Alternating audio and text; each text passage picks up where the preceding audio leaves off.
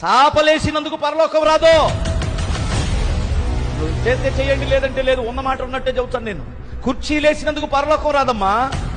తగిన ప్రతిఫలం నీకు నీ పిల్లలకి ఇస్తాడు దేవుడు. దీని విషయంలో పరలోకం రావాలంటే నీ భక్తిని కాపాడుకో, నీ నీతిని కాపాడుకో, నీ పరిశుద్ధతను కాపాడుకో.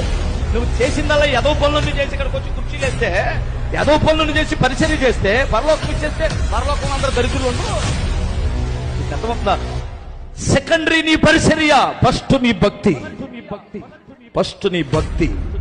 నేను వాక్యం ఎవడని చెప్తాడో, వాక్యం చెప్పిన వాళ్ళందరూ భక్తులు అనుకుంటున్నారా? నీకు అర్థం? వాక్యం చెప్పిన వాళ్ళ భక్తుడు కాదు. ఇతర భార్యలోడు చెబుతున్నాడు వాక్యం, వ్యభిచరించాడు వాక్యం చెబుతున్నాడు, లంచాలు తీసుకునేవాడు వాక్యం చెబుతున్నాడు. నాకంటే బాగా నేనేం చెప్పగలను వారి ముందు? వారికి ఉన్న థియాలజీ